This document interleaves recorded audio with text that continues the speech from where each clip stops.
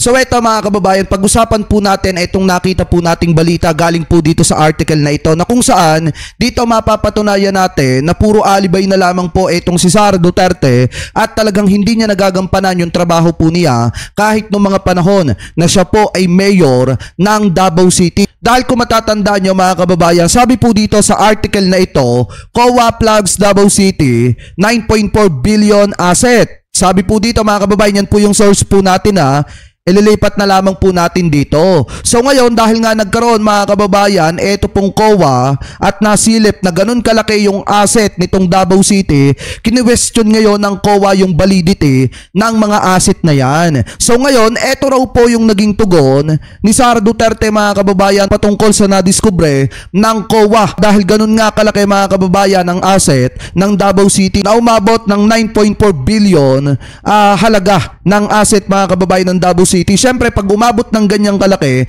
nangangailangan ng matinding inventory mga kababayan at kinakailangan na masuri po yan ng COA. At dahil po dyan, nagbigay po ng kanyang tugon etong si Sara Duterte noong mga panahon na siya ang mayor ng Davao City at noong mga panahon nakasagsagan ang pandemic dito po sa ating bansa. So sabi po dito, bilang tugon sa ulat ng Commission on Audit, COA, kung may question sa validity ng mga ari-arian ng Davao City, government na nagkakahalaga ng 9.4 billion noong 2020. Sinabi ni Mayor Sara Duterte Carpio na ang mga paghihigpit sa COVID-19 community quarantine ay humadlang sa lungsod na gumawa ng pisikal na inventaryo sa mga asset na ito. Ibig sabihin mga kababayan, saglip na trabahuin po nila yan. Ang ginawa ni Vice President Sara Duterte, nagdahilan na lamang na sinasabi niya may pandemic kaya hindi nila nabigyan ng matinding inventaryo. Ito pong patungkol sa mga asset na ito kaya wala silang maipapakita ng mga dokumento na magpapatibay na yan po talaga mga kababayan yung asset ng lokal na pamahalaan ng Davao City. Sabi pa dito, basahin pa natin. Sa pahayag na binigay sa media ng Davao City Information Office noong Huwebes ng gabi, Mayo 6, sinabi ni Duterte Carpio na ang mga obserbasyon ng COA ay may kaukulang rekomendasyon ay kabilang sa mga pangunahing issue na pinag-uusapan ng COA conference na ginanap noong Pebrero 23, 2021 sa City Hall ng Davao. Sa nasabing pagpupulong, sinabi ng alkalde na sapat nilang ipinaliwanag ang naunang isinumiting na kasulat na komento at katuwiran. Ibig sabihin, saglip na mag-inventaryo na lang mga kababayan at alamin kung yun nga talaga ang kabuuang asset ng Davao City or ng lokal na pamahalaan ng Davao City.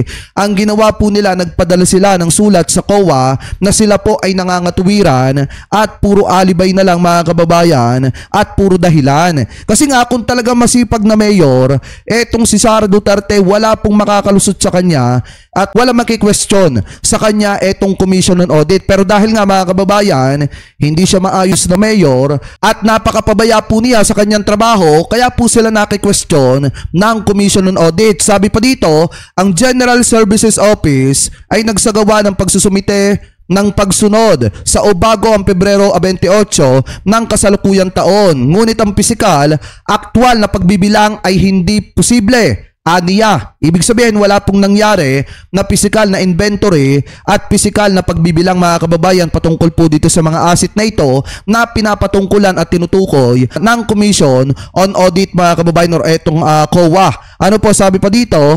Idinagdag niya ang mga bagay na ito ay lumitaw dahil sa mga paghihigpit sa community quarantine at ang mahigpit na mga hadlang na dala ng mga regulasyon ng COVID-19 na nagbabawal sa mga pagtitipon at pagpupulong pati na rin ang pagpapatupad ng iba pa mga alternatibong kaayusan sa trabaho. Sa isang liham na ipinasa sa alkalde, ang mga taga-survey ng estado ay nagbibigay ng kwalipikadong opinyon sa mga pahayag sa pananalapi ng pamahalaang lungsod.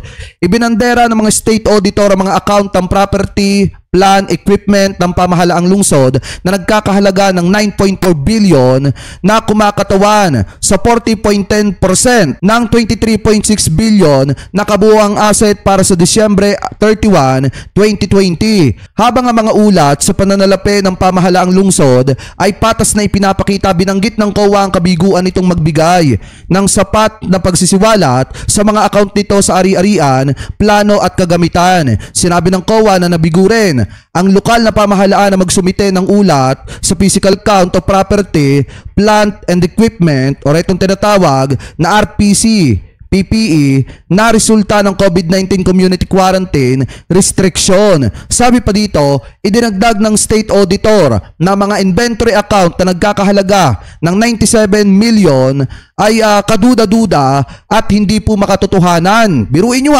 bukod mga kababayan sa pagiging tamad ni Sara Duterte nung panahon na siya ay mayor pa lamang, yung mga isinusumiti po nila ng mga dokumento dyan po sa COA nung panahon na siyang alkalde ng lungsod ng pamahalaan ng Davao City, talagang hindi po makatotohanan at kaduda-duda yung mga dokumento na ipinapasa po nila. Ibig sabihin kung ginagawa nila noon yan, gawain na po talaga nila yan matagal na. At ngayon ay ginagawa po nila sa OVP at dyan po sa DepEd ng mga panahon na si Sara Duterte ang sekretary ng DepEd. Sabi pa dito, idinagdag ng state auditor na ang mga inventory account na nagkakahalaga ng 97 million talagang kaduda-duda at hindi makatotohanan din.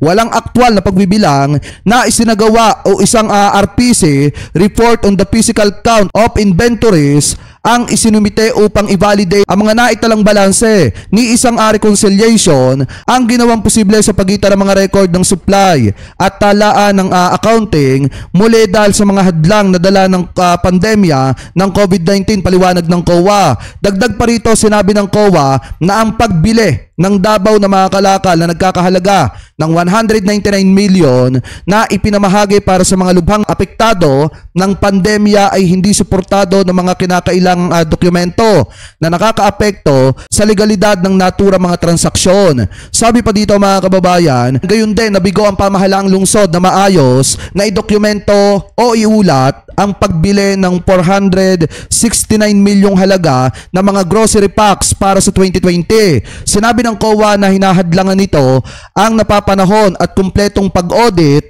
ng mga pondo na nangangahulugang hindi matuloy kung ang mga relief goods ay aktwal at maayos na naipamahagi sa mga hinahangad na benepisyaryo. Ibig sabihin mga kababayan, bago pa lang dumating ang COA, ang ginawa nila pagkabili nila ng mga grocery packs na pinamimigay sa lubhang naapektuhan ng pandemya ay ipinamigay na po agad nila. Pinamigay na agad nila mga kababayan para nang sa ganun nga, kung maayos yung naging pamimigay, wala na pong i-audit ang COA. Kaya po mga kababayan, nakakapagtaka naman kung bakit itong lokal na pamahalaan ng Davao City ay ganyan na lamang po katindi sa paggawa ng mga ganyang klase ng bagay na kung saan nagdidesisyon sila ng mga bagay-bagay na hindi po idinadaan sa legal na pamamaraan. Tapos ngayon kapag hinahanapan ng dokumento kung saan napunta yung pera ng taong bayan, marami po silang mga alibay at katuwiran at hindi po nila masabi kung saan po nila pinagdadadala. So kung noon pa lang trabaho na po ito ni Sara, wag na kayong magtaka kung bakit hindi niya maipaliwanag kung saan napunta yung pera ng mamamayang Pilipino. So sabi pa dito, basahin pa natin. Ang auditor ng estado ay nag-aalinlangan din sa pagsunod ng lokal na pamahalaan sa mga pamantayan sa pagbili. Pagkatapos nitong mabigo, nasundin ang mga alituntunin para sa pang-emergency na pagkuha sa mga pondong ginamit para sa tugon na nauugnay sa COVID-19. Ang mga procurement ay may kaugnayan sa COVID-19 na gumagamit ng mga pondo ng Bayanihan Grant for Cities and Municipalities o itong tinatawag na BGCM na may kabuuang 24 million ay hindi ganap na sumunod sa GPPB, Government Procurement Policy Board, Circular 01-2020 na may petsang Abril 6, 2020 o ang Guidelines for 01-2020 na may petsang April 6, 2020 o ang Guidelines for 9 ng procurement ng RA1 sa ilalim ng RA9 Bay, isang batas partikular sa mga kinakailangan sa mga dokumentaryo at pag-post ng mga kaduda-duda sa pagsunod ng CGD sa mga pamantayan sa pagkuha. Basahin ang mga ulat ng COA. Sinabi ng COA na ang pag-audit ay isinasagawa upang tiyakin ang pagiging patas ng presentasyon ng mga pahayag sa pananalapi. Alamin ang mga transaksyon sa pananalapi ng ari-arian at pagsunod sa mga itinakdang tuntunin at regulasyon. Magrekomenda ng mga pagkakataon sa pagpapabuti ng ahensya at matukoy ang lawak at pagpapatupad ng mga rekomendasyon sa pag-audit ng nakaraang taon. So ibig sabihin mga kababayan, sa pagbili ng mga grocery, mga equipment na ginamit nung panahon ng pandemic, walang sapat na dokumento at hindi sumunod sa tamang proseso. At dito sa puro dahilan nila at hindi makatarungang hindi nagtatrabaho etong si Sara Duterte bilang mayor ng Davao City. Yan ang mga patunay mga kababayan kung gaanong klaseng politiko etong si Sara Duterte. Bukod sa tamad, puro katuwiran at hindi marunong sumunod sa mga guidelines at batas ng pamahalaang lungsod ng Davao City, isa lang ibig sabihin yan, talagang trabaho na po niya yan kahit noon pa man na wala talaga siyang kinikilala at sinusunod na batas. Ano po, sasabi pa dito, basahin pa natin.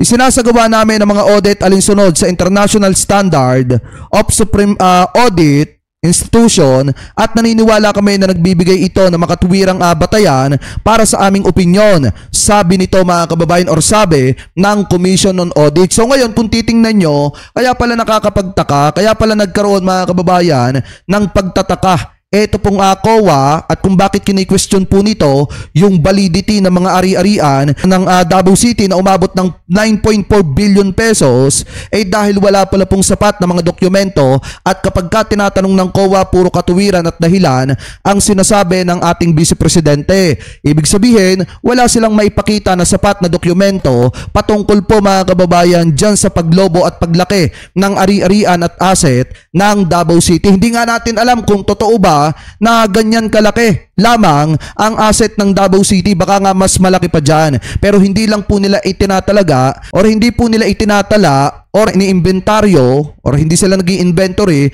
ng ari-arian ng Davao City. Pero isa lamang po yung alam natin mga kababayan na kinakailangan talaga na masupel at maturuan ng leksyon ng Commission on Audit yung mga tao na lumalabag sa pamantayan at batas ng Commission on Audit mga kababayan patungkol po sa paghawak ng pananalapi, pagpaparami ng ari-arian at kung ano-ano pa na kinakailangan bigyan ng atensyon ng Commission on Audit. So sana mga kababayan maliwanagan yung marami sa mga kababayan Pilipino po natin na ganyan po talaga ang ugali ni Sara Duterte na kapag ka tinamad po siya, talagang tinatamad po siya at hindi niya po gagawin ng maayos yung kanyang trabaho. So kayo, ano po ang komento nyo hingil po dyan sa topic na yan na tinalakay po natin? Comment below na lamang po kung ano po masasabi nyo hingil po sa mga topic na yan na pinag-usapan po natin. At bago po tayo pansamantalang magpaalam, maraming salamat po sa lahat ng Team Replay na hindi po nakakalimutan mag-iwan ng mga komento, mag-like ng ating mga video at mag-subscribe sa ating YouTube channel. Maraming